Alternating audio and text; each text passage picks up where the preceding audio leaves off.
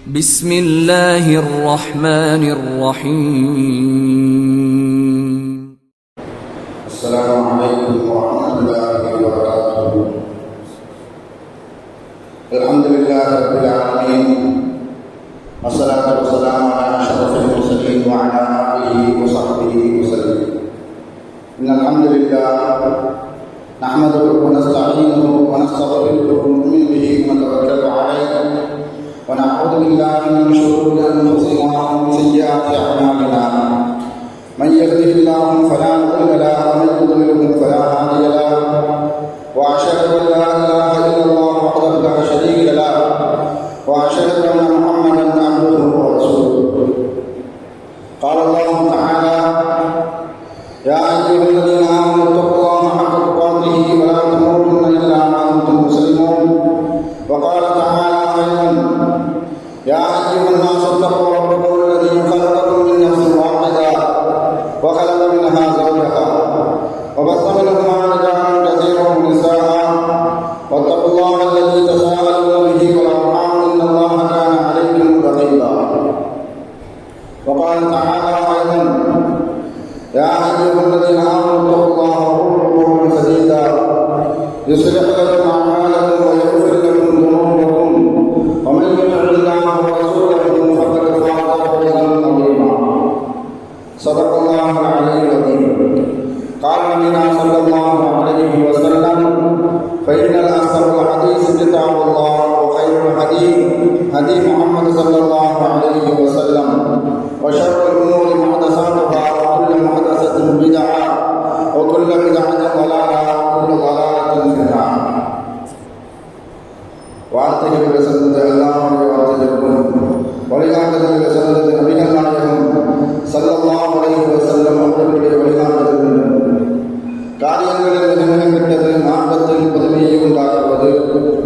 ஒவ்வொரு புதுமையான காரியம் வழிகேடுகள் அனைத்தும் உங்களை நரகில் கொண்டு போய் சேர்க்கும் என்று நமது நபி ஸல்லல்லாஹு அலைஹி வஸல்லம் அவர்கள் தங்களுடைய ஒவ்வொரு சொற்களிலும் இந்த மனித சமுதாயத்திற்கு ஞாபகப்படுத்தியதை இந்த நல்ல சந்தர்ப்பத்தில் இங்கு ஒன்று கூடியிருக்கின்ற உங்களுடைய சிந்தனையும் ஆர்வமாக இந்த நபிமொழியை ஞாபகப்படுத்தி எனது உரையை ஆரம்பம் செய்கிறேன். அல்ஹம்துலில்லாஹ்.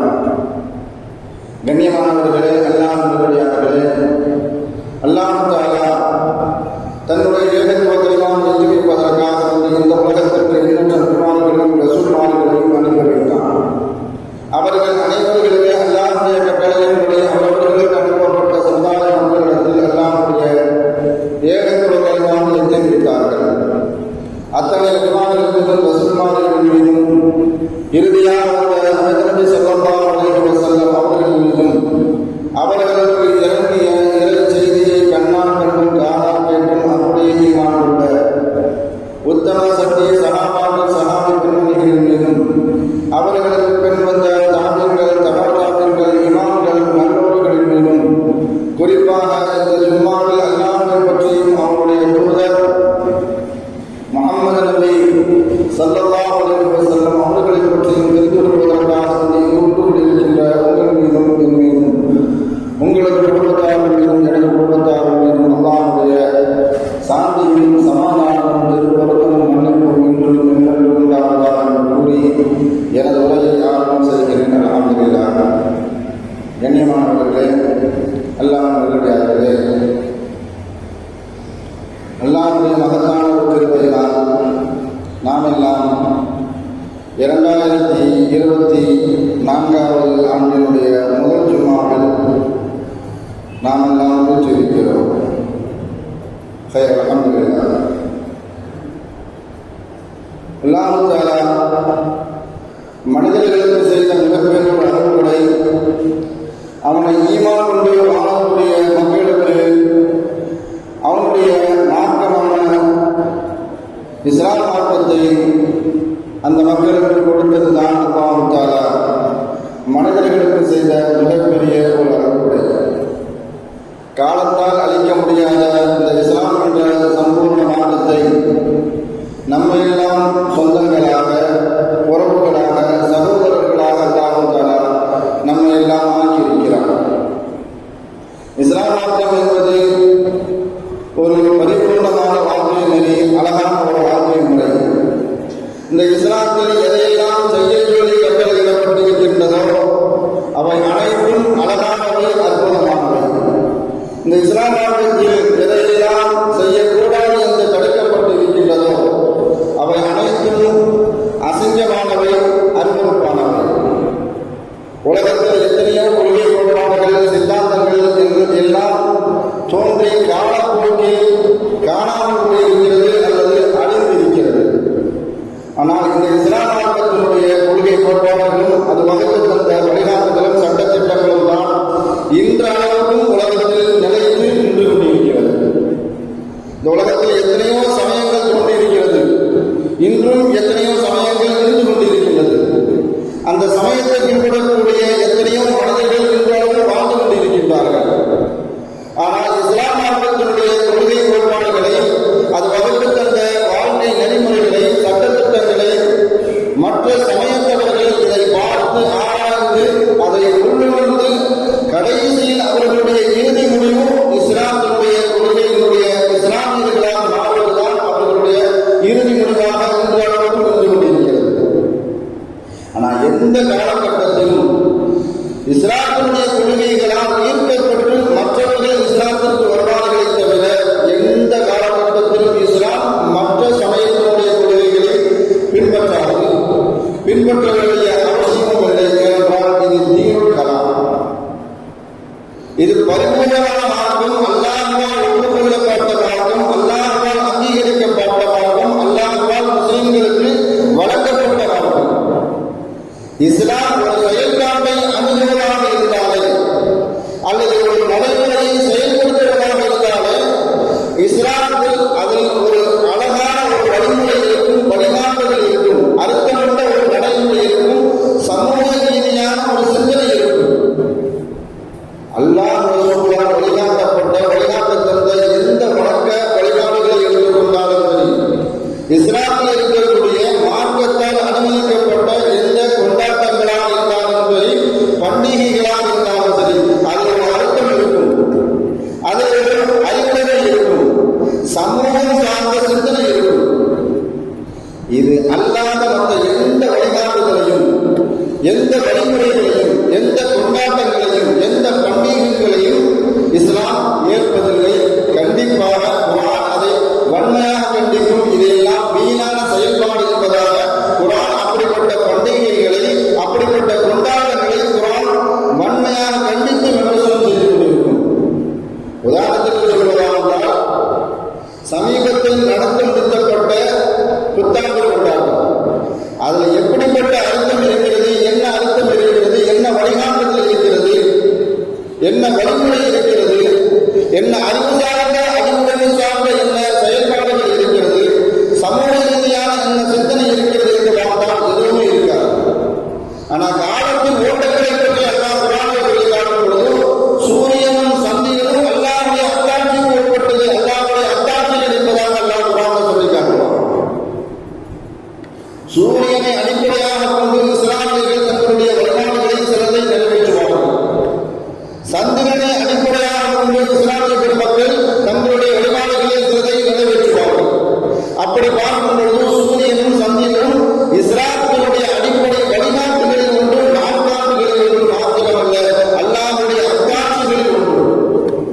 நாம் சிந்திக்க சொல்வது, சிந்தித்து பார்க்க சொல்வது எந்த விஷயத்தை என்று பார்க்கும் பொழுது, ஒரு பிறந்த நாள் கொண்டாட்டமாக இருந்தாலும் சரி, ஒரு வருடத்தினுடைய ஆரம்பத்தினுடைய கொண்டாட்டமாக இருந்தாலும் சரி, புத்தாண்டு கொண்டாட்டமாக இருந்தாலும் சரி, அது ஆங்கில புத்தாண்டோ, தமிழ் புத்தாண்டோ, இஸ்லாமிய புத்தாண்டோ எதுவாக இருந்தாலும் சரி, ஒரு வருடத்தினுடைய முடிவுக்கு கொண்டு வருவது அது சந்தோஷம் அளிக்கக்கூடிய செயல்பாடா அல்லது கவலை அளிக்கக்கூடிய செயல்பாடா என்பதை மாத்திரம் நாம் சிந்தித்து பார்க்க வேண்டும்.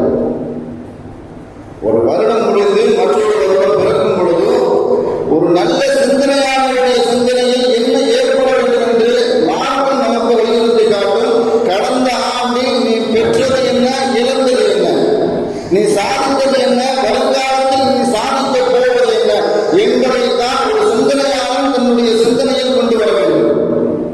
அதைத்தான் குர்ஆன் நமக்கு அழகாக வழிகாட்டும். யுகல்லிமுல்லாஹு லைல வன்னஹார் இன்ன ஃபீ ذلك லஇப்ரத்தன் லில் அப்சார். இரவையும் பகலையும் தான் மாறி மாறி வரச் செய்கின்றான்.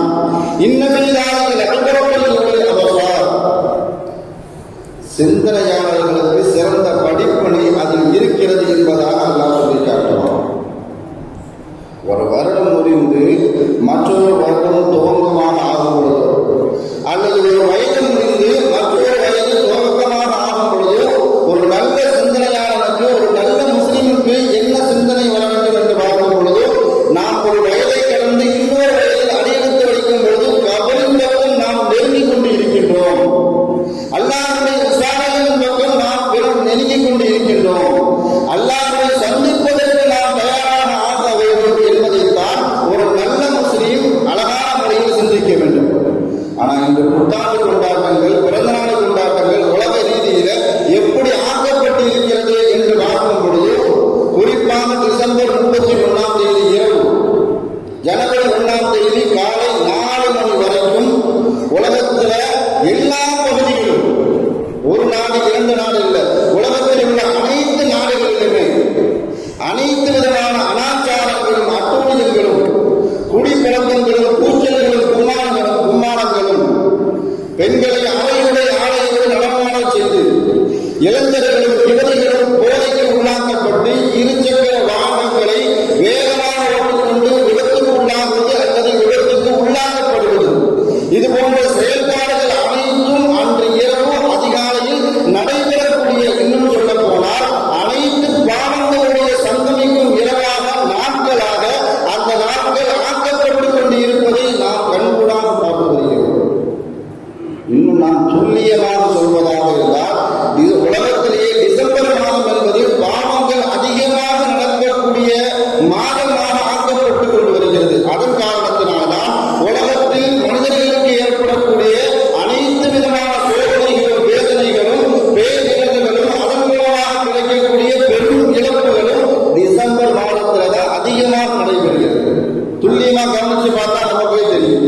என்று சொன்னால் ஸல்லல்லாஹு அலைஹி வஸல்லம் அவர்கள் சொல்லி காட்டினார்கள், இன்ன ஃபிஸ்ஸனத்தில் லைலா வயுன்னில ஃபீஹா வபாஉ, வருடத்தில் ஒரு நாள் இருக்கிறது, அந்த நாளினுடைய இரவில் தான் உலகத்தில் அதிகமான தொற்று நோய்களும் உயிர்கொல்லி நோய்களும் அந்த இரவில் தான் இறங்கிக் கொண்டு இருக்கிறது என்பதாக ஸல்லல்லாஹு அலைஹி வஸல்லம் அவர்கள் சொல்லி காட்டினார்கள். ஸல்லல்லாஹு அலைஹி வஸல்லம் அவர்கள் இந்த நாள், இந்த மாதம் என்பதாக குறிப்பிட்டு சொல்லவில்லை. ஆனால் இந்த ஹதீஸுக்கு விளக்கம் தரக்கூடிய இமாம்களில் ஒருவரான ரயீஸ் இப்னு ஸஅதி ரஹ்மத்துல்லாஹி அலைஹி அவர்கள் அழகாக சொல்லி காட்டுவார்கள், அந்த மாதம் எந்த மாதம் என்று சொன்னால் அது டிசம்பருடைய மாதம். நமக்கு விவரத்துக் கொள்ளப்பட்டு, நம்முடைய அனுபவத்துக்கு கொள்ளப்பட்டு டிசம்பர் மாதத்தினுடைய வரலாறு எடுத்து பார்த்தா நமக்கே தெரியும். சுனாமி ஏற்பட்டது டிசம்பர் மாதத்துல. கொரோனா ஆரம்பித்து அதிக அளவில் பரவி தன்னுடைய உலக நாடுகளில் பல நாடுகள் தன்னுடைய எல்லை பகுதிகளை மூடியது டிசம்பர் மாதத்தில். நமக்கு கிட்டத்தட்ட 30 ஆண்டு காலம் போராடிய பாபர் மஸ்ஜித் அது இடிக்கப்பட்டது டிசம்பர் மாதத்தில். 2015 சென்னை வெள்ளம் டிசம்பர் மாதத்தில். கடந்த மாதம் சென்னை உட்பட பல மாவட்டங்களில் மழை பெய்து மிகப்பெரிய வெள்ளத்திற்கு உள்ளாக்கப்பட்டது டிசம்பர் மாதத்தில். இப்படி பல நிகழ்வுகள் உலகத்தில் பேரிடர்கள், பேர் ஆபத்துகள் ஏற்பட்டது எல்லாமே டிசம்பர் மாதத்தில் தான் அதிகமான சேதங்கள் ஏற்பட்டிருக்கிறது. ஆனால் ஸல்லல்லாஹு அலைஹி வஸல்லம் அவர்கள் எந்த அளவுக்கு அதாவது இறங்கிய இடத்தை விட்டும், பாவங்கள் நடக்கக்கூடிய இடத்தை விட்டும் எந்த அளவுக்கு தவிர்த்து விட்டார்கள், எந்த அளவுக்கு பயப்பட்டார்கள் என்பது ஹதீஸ் ரீதியாக, வரலாற்று ரீதியாக நாம் பார்க்கும்போது ஸல்லல்லாஹு அலைஹி வஸல்லம் அவர்கள் ஒரு போரை கொடுத்துக் கொண்டு வருகிறார்கள். இரவு நேர பகுதி. பொதுவாக சஹாபாக்களுக்கும் ஸல்லல்லாஹு அலைஹி வஸல்லம் அவர்களுக்கும் இரவு நேரத்தில் பிரயாணம் செய்யக்கூடிய பழக்கம் கிடையாது. ஆனால் அந்த போர் முடித்துக் கொண்டு வரும் பொழுது இரவு நேரம் ரொம்ப பெரிய நேரம் ஆகிவிட்டது. ஸல்லல்லாஹு அலைஹி வஸல்லம் அவர்கள் ஒட்டகத்தில் இருக்கிறாங்க.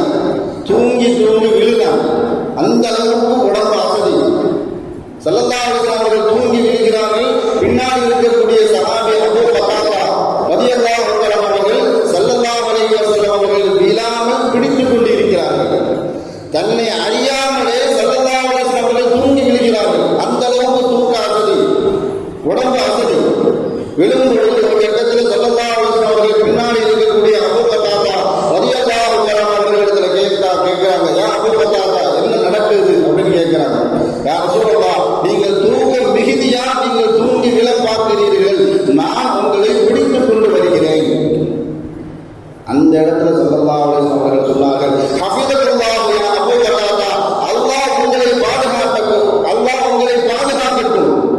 ஹஃபித வன் நபியு, அவனுடைய நபியை நீங்கள் எப்படி பாதுகாத்தீர்களோ அதே மாதிரி அல்லாஹ் உங்களை பாதுகாக்கட்டும். ஸல்லல்லாஹு அலைஹி வஸல்லம் அவர்கள் எந்த காலகட்டத்தில் எந்த சூழலில் யார் என்ன உதவி செய்தாலும் அதற்கு பிரதி உபகாரம் உடனே செய்து விடுவார்கள். அது சின்ன உதவியோ பெரிய உதவியோ எதுவாக இருந்தாலும் சரி, தன்னை விழாமல் பாதுகாத்துக் கொண்ட அபூ கதாதா ரலியல்லாஹு அன்ஹு அவர்களுக்கு உடனே பிரதி உபகாரம் செய்தார்கள். துஆவின் மூலமாக அல்லாஹ் உங்களை பாதுகாக்கட்டும். நாம சரி நன்றிங்க தேங்க்ஸுங்க அப்படின்னு போயிடுவோம். சிறந்த கூலியை யார் கொடுக்கணும்னு சொன்னா அல்லாஹ் தான் கொடுக்கணும். அதற்கு காரணமா நீங்க சொல்லுங்க நான் பிடிச்சிக்கிறேன் அப்படின்னு சொல்லலாம். ஸல்லல்லாஹு அலைஹி வஸல்லம் தூக்க மிகுதி கிட்டத்தட்ட 3 மணி நேரம், கிட்டத்தட்ட பிந்திய காலம், இறைவனுடைய பிந்திய காலத்தில் சொல்வதாக இருந்தால் ஒரு 3 மணிலிருந்து 6 மணி வரைக்கும். சமீபத்தில் ஒரு பேட்டியை கேட்கக்கூடிய சூழல், ஒரு லாரி டிரைவர், லாரி ஓனர் அவர் சொல்றாரு, லாரிக்கு உரிமைக்காரர், எங்களுடைய ஓட்டுநர்களை 3 மணிலிருந்து 6 மணிக்கு வரைக்கும் நாங்கள் தூங்க விட்டுருவோம். ஏன்னா அந்த நேரத்துல தான் தூக்கம் மனிதனை முகிக்கக்கூடிய நேரம், அதிகமான விபத்துகள் அந்த நேரத்துல தான் ஏற்படும். அதனால நாங்கள் ஒரு 4 மணி நேரம் 3 மணி நேரம் ஓட்டுநர்களுக்கு நாங்கள் ஓய்வு கொடுத்து விடுவோம். அந்த மாதிரி சூழல்ல ஸல்லல்லாஹு அலைஹி வஸல்லம் அவர்கள் வந்து இறங்கியிருக்கிறாங்க ஒரு பகுதியில். அந்த பகுதியில் இறங்கி நிற்கிறாங்க. இப்ப அடுத்து சுபுடைய நேரம் வந்துடும். இப்போ தூங்கிட்டு சொன்னா சுபுக்கு எழுந்திருக்க முடியாது, தூங்காம இருக்க முடியாது. இப்ப சஹாபாக்கள் ஆலோசனை செய்கிற ஒரு சஹாபாக்கள் ஒருவரான பிலால் ரலியல்லாஹு தஆலா அவர்கள் சொல்லி காட்டினார்கள், யா ரசூலல்லாஹ், நீங்களும் சஹாபாக்களும் தூங்குங்க, நான் எழுப்பி விடுறேன் என்பதாக மற்றவர்களை எழுப்பக்கூடிய பொறுப்பை பிலால் ரலியல்லாஹு தஆலா அவர்கள் எடுத்துக்கொண்டார்கள். சூரியன் உதயமாகக்கூடிய அந்த திசையை நோக்கி தன்னுடைய ஒட்டகத்தை உட்கார வச்சு அதுல சாஞ்சிட்டு திட்டில் செய்த நிலையிலே இருக்கிறாங்க. சூரியன் உதயமாகி அதனுடைய வெளிச்சம் எல்லா சஹாபாக்கள் ஸல்லல்லாஹு அலைஹி வஸல்லம் அவர்களுடைய முகத்துல படுது. முதல்ல எழுந்திருக்கிறது ஸல்லல்லாஹு அலைஹி வஸல்லம் அவர்கள் தான் எழுந்திருக்கிறாங்க. கால் நாட்டில் பிலால் ரலியல்லாஹு தஆலா அவர்கள் படுத்திருக்கிறார்கள். இன்னா லில்லாஹி வ இன்னா இலைஹி ராஜிஊன். ஸல்லல்லாஹு அலைஹி வஸல்லம் அவர்கள் எழுந்திருக்கும் போதே இதை சொல்லிட்டு இருக்கிறாங்க, இன்னா லில்லாஹி வ இன்னா இலைஹி ராஜிஊன். மடமடனா பிலால் ரலியல்லாஹு அவர்கள் எழுப்புறாங்க. ஸல்லல்லாஹு அலைஹி வஸல்லம் அவர்கள், யா பிலால் என்னாச்சு? எல்லாத்தையும் எழுப்பக்கூடிய பொறுப்பை நீங்கள் ஏற்றுக்கொண்டு நீங்களும் சேர்ந்துட்டீங்கன்னா என்ன அர்த்தம் அப்படின்னு கேட்கும் பொழுது பிலால் ரலியல்லாஹு அவர்கள் சிம்பிளா ஒரு பதில் சொன்னாங்க, யா ரசூலல்லாஹ், யார் உங்களை தூங்க வைத்தானோ அவன் தான் என்னையும் தூங்க வச்சுட்டான். ஸல்லல்லாஹு அலைஹி வஸல்லம் அவர்கள் அடுத்த நொடி சொன்னார்கள், இந்த இடத்தை விட்டு காலி பண்ணுங்க, இந்த இடத்துல ஷைத்தான் வந்துட்டான். ஷைத்தான் அந்த இடத்துல நமக்கு வேலை கிடையாது என்பதாக ஸல்லல்லாஹு அலைஹி வஸல்லம் அவர்கள் அடுத்த இடத்திற்கு போய் அங்க பாங்கு சொல்ல வச்சு, காமத்து சொல்ல வச்சு அங்க சூழ்நிலையை நிறைவேற்றினார்கள். நம்முடைய சிந்தனைக்கு உரையோடு செய்யும் எத்தனையோ இரவுகள், எத்தனையோ காலை சுபூ தொழுகாமல் நம்முடைய வாழ்க்கை கிட்டத்தட்ட 60 ஆண்டு காலம் 20 ஆண்டு காலம் நம்மை கடந்து சென்று கொண்டு இருக்கிறது. ஸல்லல்லாஹு அலைஹி வஸல்லம் அவர்கள் ஒரே ஒரு சுபூக நேரத்தை தவறவிட்டார்கள். சுபூ வக்தவுடன், சுபூ தொழுகையுடன், சுபூவுடைய நேரத்தை வேண்டுமென்று அல்ல, தூக்கம் மிகுதியால் அந்த தொழுகை விட்டால் கூட எப்படி செயல்படுத்த வேண்டும் என்பதை உம்மத்திற்கு காட்டதற்காக வேண்டி அல்லாஹ் ஏற்படுத்தி கொடுத்த அந்த செயல்பாடு. ஒரு தொழுகையை நேரத்தை தவறப்பட்டதன் காரணத்தினால் அந்த இடத்துல ஷைத்தான் வந்துவிட்டான் என்பதாக சஹாபாக்களுடைய கூட்டத்தை அழைத்துக் கொண்டு ஸல்லல்லாஹு அலைஹி வஸல்லம் அங்கிருந்து வெளியேறினார்கள் என்று சொன்னால், நாம தூங்கக்கூடிய நம்முடைய வீட்டினுடைய அறை, வீட்டினுடைய ஆலை வரக்கத்திற்குரியதா சாபத்திற்குரியதா என்பது உங்களுடைய சிந்தனை. ஸல்லல்லாஹு அலைஹி வஸல்லம் அவர்களுடைய சிந்தனை அப்படின்னு சொன்னா, ஷைத்தான் அந்த இடத்துல, அனாச்சாரங்கள் நடக்கக்கூடிய இடத்துல, நபிமார்களுக்கு நல்லடியார்களுக்கு அந்த இடத்துல வேலை இல்லை என்பதுதான் குர்ஆன் கொடுக்கக்கூடிய சான்று. அல்லாஹ் குர்ஆன் அழகா சொல்லி காட்டுவான், வல்லதீன லா யஷ்ஹதுன ஸூர் வ இல்லா மக்ரு பில்லாஹி மக்ரு கிராமா. வேடிக்கைகள் நடக்கக்கூடிய இடத்தில், மார்க்கத்துக்கு சம்பந்தம் இல்லாத அல்லாஹ்வுடைய நினைவை மழுங்கடிக்கக்கூடிய எந்த செயலாக இருந்தாலும் சரி, எந்த செயல்பாடுகளாக இருந்தாலும் சரி, அந்த இடத்துல நல்லடியார்கள் இருக்க மாட்டார்கள்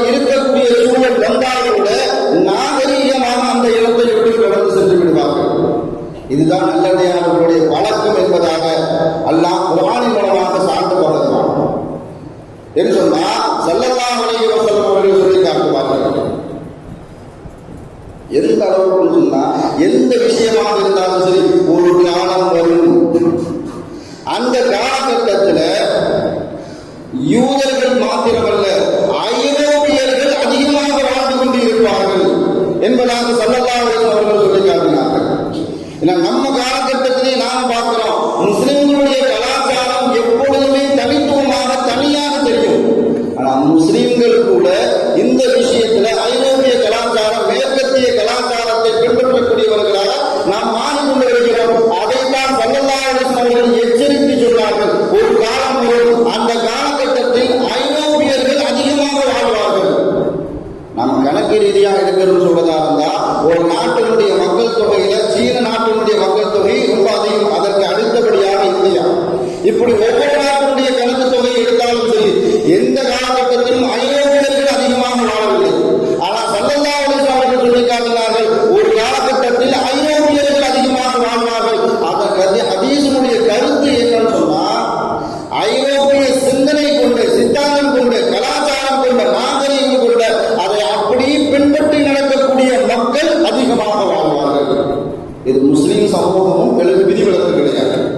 ஸல்லல்லாஹு அலைஹி வஸல்லம் அவர்கள் முஸ்லிம் சமூகத்தை எந்த அளவுக்கு எச்சரித்தார்கள் என்று சொன்னால், யூத கலாச்சாரத்தை, கிறிஸ்துவ கலாச்சாரத்தை முஸ்லிம்கள் எந்த அளவுக்கு பின்பற்றுவார்கள், அடிக்கு அடி, முழத்திற்கு முழம், ஜானுக்கு ஜான். ஸல்லல்லாஹு அலைஹி வஸல்லம் அவர்கள் ஒருபடி மேலே போய் சொன்னாங்க, அதுவும் நடந்து பின்னால் ஒரு ஜோடி செருப்பு எப்படி ஒன்றதாக இருக்குமோ, 6ஆம் நம்பர் செருப்பு அப்படின்னு சொன்னா 6ஆம் நம்பர் செருப்பு, 7ஆம் நம்பர் 8ஆம் நம்பர், 7ஆம் நம்பரில் 8ஆம் நம்பரில் யாரும் ஒன்றாக போட மாட்டோம். ஒரு ஜோடி செருப்பாக இருந்தால் அந்த நம்பருக்கு உட்பட்டத்தை தான் நாம் ஒற்றுமையாக போடுவோம். அதே மாதிரி முஸ்லிம்கள் யூத கலாச்சாரத்தை, கிறிஸ்துவ கலாச்சாரத்தை அப்படியே பின்பற்றுவார்கள்.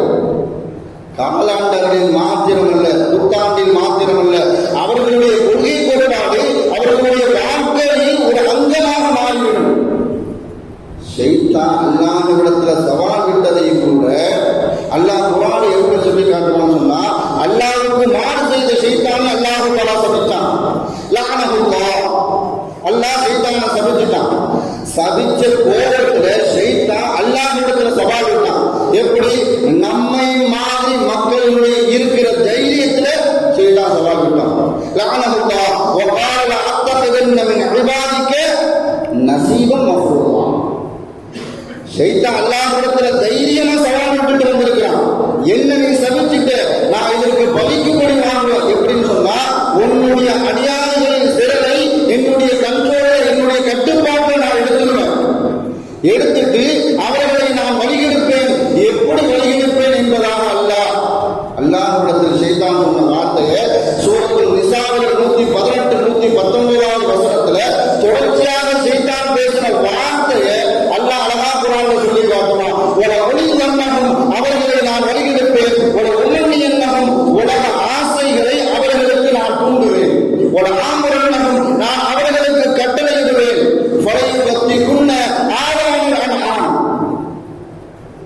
கால்நடைகளுடைய காதுகளை அறுக்க சொல்லி நான் கட்டளையிடுவேன்.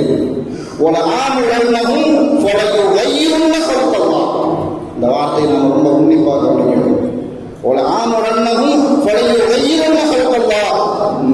படைப்பினங்களின் மாற்றம் செய்வதற்கு நான் கட்டளையிடுவேன். இப்ப சமூகத்தில் இதுதான் அதிகமாக நடந்துட்டு. படைப்பினங்களில் மாற்றம் சொன்னா ஸல்லல்லாஹு அலைஹி வஸல்லம் அவர்கள் சொல்லி காட்டினார்கள், சில பாவங்கள் இருக்கிறது, அது சின்ன சின்ன பாவம். சில பாவங்கள் இருக்கிறது பெரிய பாவம், தௌபா செஞ்சா எல்லாம் மன்னிச்சிருவான்.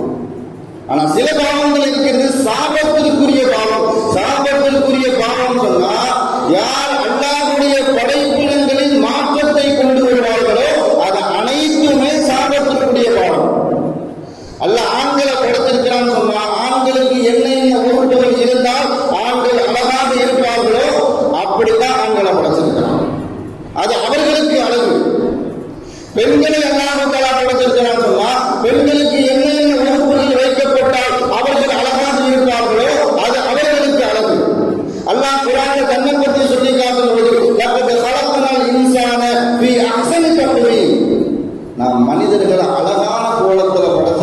சொல்லி தன்னை தான் அழகாகத்தான் படைத்திருக்கிறேன் என்பதாக குர்ஆனின் மூலமாக அல்லாஹ் சான்று படைப்பான்.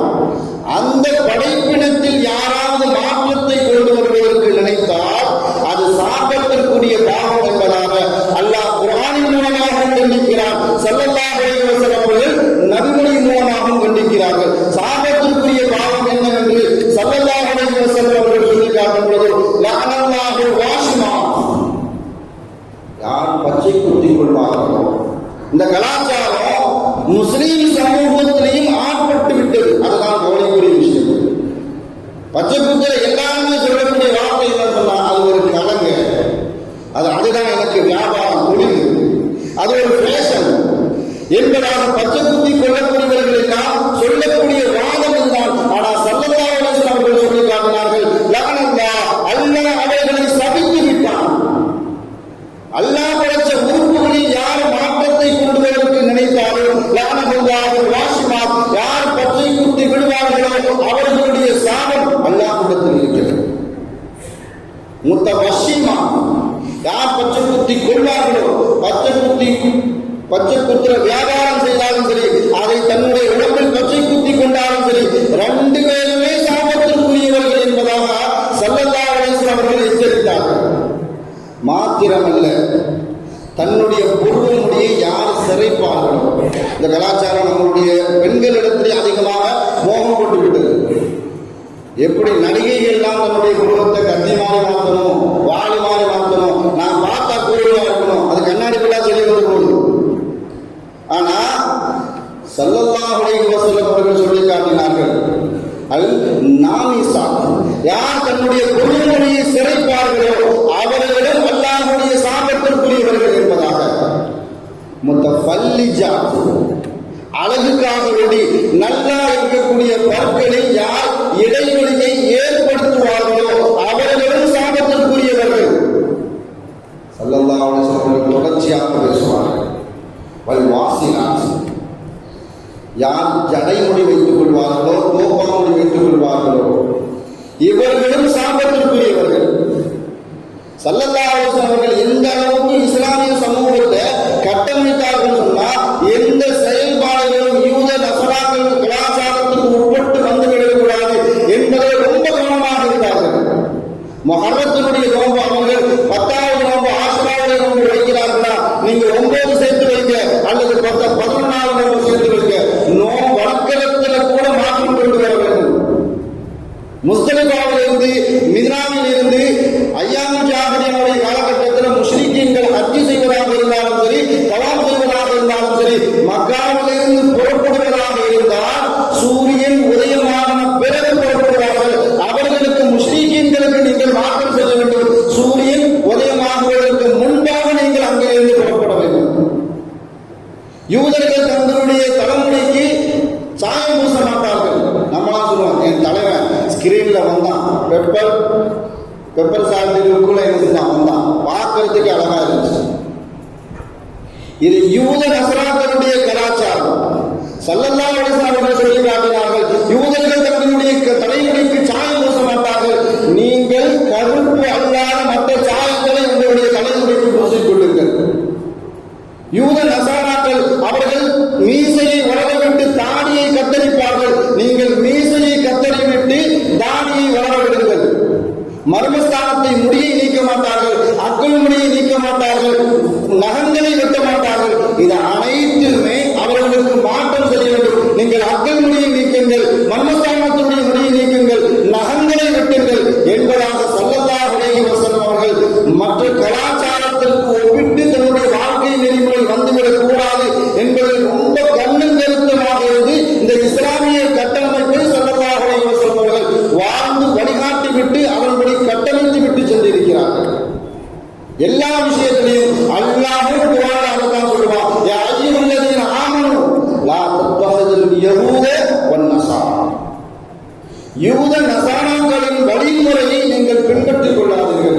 அது எல்லாமே ஷைத்தானுடைய வழிமுறை, அது எல்லாமே ஷைத்தானுடைய வழிமுறை. இப்படி எல்லாமே பெரும்பாவம் எது, சிறுபாவம் எது, சாபத்திற்குரிய பாவம் எது என்று தெரியாமலேயே நமக்கு நாமளே ஒரு கலாச்சாரத்தை பின்பற்றிக் கொண்டு வந்து இதுதான் இஸ்லாமிய கலாச்சாரம்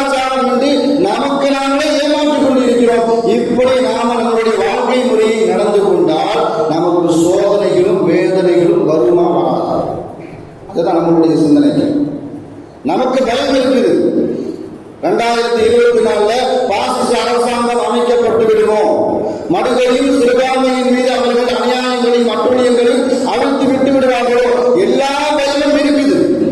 எந்த அளவுக்கு சொன்னா மார்க்க அறிஞர்கள் அதிகமாக நமக்கு வழிகாட்டுவார்கள். 4 மனிதர்களை பார்த்து எனக்கு ஆச்சரியமாக இருக்குது. நோய் வந்த மனிதனை பார்த்து ஆச்சரியமா இருக்குது. அவனுக்கு குர்ஆன் வழிகாட்டும். உனக்கு நோய் வருகிறதா? குர்ஆனில் உள்ள ஒரு வசனத்தை நீ சிந்தித்துப்பார். வஅய்யூப இذ நாதா ரப்பஹு அன்னி மஸ்ஸனிய துர் வ அன்த அர்ஹமுர் ராஹிமீன். கிட்டத்தட்ட 18 ஆண்டு காலம், 18 வருஷம் அய்யூப் அலைஹிஸ்ஸலாம் அவர்களுக்கு நோய்வாய்ப்பட்டிருந்தார்கள். அவர் சொன்ன ஒரே ஒரு வார்த்தை, அன்ன மஸ்ஸனிய துர், எனக்கு நோய் வந்து விட்டது, வ அன்த அர்ஹமுர் ராஹிமீன், நீ கருணையாளர்களுக்கெல்லாம் கருணையாளன். இந்த வார்த்தையை நான் சொன்னார். நமக்கு நோய் வந்துருச்சுன்னு சொன்னா பயப்பட வேண்டிய அவசியமே இல்லை. இந்த வார்த்தையை சொன்னா எப்படிப்பட்ட நோயாக இருந்தாலும் சரி, அல்லாஹ் அடுத்த வசனத்துல சொல்லி காட்டுவான், ஃபஸ்தஜப்னா லஹு, அவர்களுடைய நோயை அவர் எந்த பிரார்த்தனை செய்தாரோ அதை நான் ஏற்றுக்கொண்டு என்பதாக அல்லாஹ் குர்ஆனில் சொல்லி காட்டுவான். மனிதனுக்கு கவலை இல்லாத மனிதன் யாருமே இல்லை. உங்களுக்கு கவலை வருகிறதா? மீன் வயிற்றுக்குள் இருந்த யூனுஸ் அலைஹிஸ்ஸலாம் அவர்களை சிந்தித்து பாருங்கள். அவர்கள் எந்த கலிமாவை அதிகமாக உச்சரித்தார்களோ, லா இலாஹ இல்லா அன்த சுப்ஹானக் இன்னி குன்து மினல் ஸாலிமீன், இந்த கலிமாவை யார் அதிகமாக உச்சரிப்பார்களோ அவர்களுக்கு வந்த கவலைகளை எல்லாம் அல்லாஹ் தஆலா போக்கி விடுவான். கவலை வந்த மனிதனை பார்த்து எனக்கு ஆச்சரியமாக இருக்கிறது. ஏன் இந்த வசனங்களை சிந்திப்பதில்லை? எதிரிகளுடைய சூழ்ச்சி, அரசாங்கத்தினுடைய சூழ்ச்சி, பாசிச சிந்தனையாளர்களுடைய சூழ்ச்சி, RSS சூழ்ச்சி, எல்லா சூழ்ச்சியை பார்த்தால் எனக்கு பயமா இருக்குது. நம்மள்கிட்ட என்ன ஏற்பாடு இருக்கிறது அதை எதிர்கொள்வதற்கு? சூழ்ச்சியை கண்டு பயப்படக்கூடிய மனிதனை கண்டு எனக்கு ஆச்சரியமாக இருக்கிறது. ஸல்லல்லாஹு அலைஹி வஸல்லம் அவர்களுடைய வழிகாட்டுதல், குர்ஆனுடைய வழிகாட்டுதல் அல்லாஹ் சொல்லி காட்டுவான், ஒரு ஃபௌது அம்ரி இலல்லா, நம்முடைய எந்த காரியமாக இருந்தாலும் சரி அல்லாஹ்விடத்தில் ஒப்படைச்சு விட்டார். மூசா அலைஹிஸ்ஸலாமுடைய காலத்தில் வாழ்ந்த ஒரு மனிதனை பற்றி அல்லாஹ் சொல்லி காட்டும் பொழுது, ஃபிரௌனுடைய தர்பாரில் இருந்து அசத்தியத்திற்கு எதிராக பிரச்சாரம் செய்த ஒரு மனிதர், அல்லாஹ் என்று ஒரு மனிதர் சொல்வதின் காரணத்தினால் மூசாவை நீ கொலை செய்ய போகிறாயா என்று ஃபிரௌனை எதிர்த்து கேள்வி கேட்ட ஒரு மனிதனை பற்றி அல்லாஹ் சொல்லி காட்டும் பொழுது, அப்படி கேள்வி கேட்டுவிட்டு ஃபிரௌன் நம்மை எதுவும் செய்து விடுவானோ என்ற அச்சமோ பயமோ அவர்களுடைய உள்ளத்தில் துளி கூட இல்லை. அவர் சொன்ன வார்த்தை, ஒரு ஃபௌது அம்ரி இலல்லாஹ், என்னுடைய எந்த காரியமாக இருந்தாலும் சரி அல்லாஹ்விடத்தில் ஒப்படைச்சிட்டேன். இந்த மாதிரி நாம எந்த காலகட்டத்தில் நாம படிப்புரை பெற போகிறோம்? எந்த கவலையோ, எந்த நோயோ, எந்த பயமோ எதுவாக இருந்தாலும் சரி, சஹாபாக்கள் குர்ஆன் நமக்கு வழிகாட்டி தந்தது. குர்ஆனுடைய அடிப்படையில் நம்முடைய வாழ்க்கை நெறியை எடுத்துக்கொண்டார். குர்ஆன் நமக்கு சொல்லும், எந்த விஷயமாக இருந்தாலும் சரி, யா அய்யுஹல்லதீன ஆமனு இஸ்பிரு வஸ்தஈனு பிஸ்ஸப்ரி வஸ்ஸலா, முதல்ல பொறுமையா இருங்க, தொழுகையை கொண்டு நீங்கள் உதவி தேடுங்கள். நம்மளுடைய சமூகத்தில் எடுக்கப்படாத ஆயுதம் பொறுமையும் தொழுகையும். இந்த ஆயுதத்தை நாம கையில எடுத்துட்டோம்னு சொன்னா எந்த பாசிச அரசாங்கம் வந்தாலும் சரி, நம்மிடத்துல உறுதியான ஈமான், உறுதியான நம்பிக்கை, உறுதியான இறையச்சம் நம்மிடத்தில் வந்துவிட்டது என்று சொன்னால், வரக்கூடிய 22 இணையதளத்தில் எல்லாம் பயன்படுத்தப்படுகிறது. 22ஆம் தேதி முஸ்லிம்களே, நீங்கள் நீண்ட தூரம் பயணம் செய்யாதீங்க, கலவரம் ஏற்பட பொழுது உங்களுடைய உயிரையும் உரிமைகளையும் பாதுகாத்துக் கொள்ளுங்கள். அவங்களே பதிவிட்டு அவர்களை பயன்படுத்தி காட்டிக் கொண்டிருக்கிறார்கள். யாருக்கு என்றும் எப்பொழுது நமக்கு பயப்பட வேண்டிய அவசியமே இல்லை. குர்ஆனுடைய வழிகாட்டுதல் ஏன்னு சொன்னா, காபத்துல்லாஹ் 365 சிலைகள் இருந்தது. காபத்துல்லாஹ் 365 சிலைகள், அது எல்லாம் அகற்றப்பட்டு அங்கு அல்லாஹ் அக்பர் என்று பாங்கு சொல்லப்பட்டது. அயோத்தியில 22ஆம் தேதி, வரக்கூடிய 22ஆம் தேதி கோயிலை திறப்பு விழா வைக்க போறாங்க. அதுல முஸ்லிம்கள் எல்லாம் ஜாக்கிரதையா இருக்கிற, நாங்க விழிப்புணர்வோடு தான் இருக்கிறோம். ஆனா பொறுமை கிடையாது, இறையச்சம் கிடையாது, தொழுகை. அதுதான் நம்மள்கிட்ட இருக்கக்கூடிய மிகப்பெரிய பலகீனம். அது நம்மிடத்தில் வந்துவிட்டது என்று சொன்னார். இன்ஷா அல்லாஹ் எந்த இடத்தில் கோவில் கட்டப்பட்டு இருக்கிறதோ அதே இடத்தில் பாங்கு சொல்லப்படும். அதில் எந்த விதமான ஆச்சரியமும் கிடையாது. யாரெல்லாம் அந்த கோயிலை நிர்வகித்துக் கொண்டு இருக்கிறார்களோ அவர்களுடைய வாயின் மூலமாக, நாவின் மூலமாக அல்லாஹ் தஆலா பாங்கு உரைக்கக்கூடிய சத்திய வார்த்தை அல்லாஹ் தஆலா ஒதுக்கி செய்வான். நாம செய்யறதெல்லாம் பொறுமையோடு, தொழுகையோடு, நம்முடைய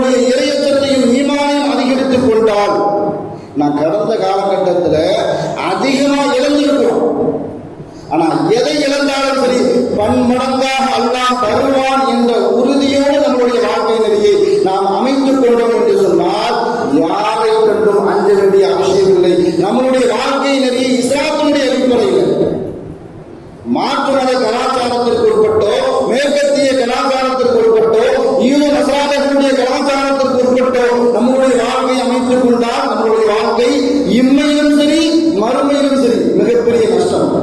ஆனா அல்லாஹ் ரசூல் எந்த வாழ்க்கையை நமக்கு வழிகாட்டி தந்தார்களோ அதன்படி நாம் அமைத்துக் கொண்டால் இன்ஷா அல்லாஹ் உலகத்திலும் சரி மறுமையிலும் சரி அல்லாஹ் தஆலா நமக்கு வெற்றியை தருவதற்கு காத்திருக்கிறான் என்பதில் எல்லா அளவுக்கும் சந்தேகம் இல்லை. வாழும் காலமெல்லாம் இஸ்லாத்தினுடைய வழிகாட்டுதல் என்பதில் வாழ்வதற்கு அல்லாஹ் தஆலா நமக்கும் நம் சமூக மக்களுக்கும் அனைவருக்கும் அல்லாஹ் தஆலா அருள் புரிவானாக. வாழும் காலமெல்லாம் மருத்துவமனை கஷ்டங்கள், அதன் செலவுகள், சிரமங்கள் அனைத்தை விட்டும் நம்மை அல்லாஹ் தஆலா முழுமையாக பாதுகாப்பானாக. வாழும் காலமெல்லாம் நோய் நொடிகள் இல்லாமல் உடல் ஆரோக்கியத்தோடு மன நிறைவோடு இன்பத்தோடு அல்லாஹ்வை நின்று வணங்கி வெளிப்பட்டும் வாழ்கிற சேவை இல்லாமல் அல்லாஹ் உங்களுக்கும் நமக்கும் நம்மை ஈன்றெடுத்த தாய் தந்தையர்களுக்கும் நம்ம மனைவி மக்கள் உற்றார் உறவினர் யாவருக்கும் அது புரிவானாக என்று கூறி எனது வார்த்தையை நிவர்த்தி செய்கிறேன். வாக்குதாரனான அல்ஹம்துலில்லாஹ்.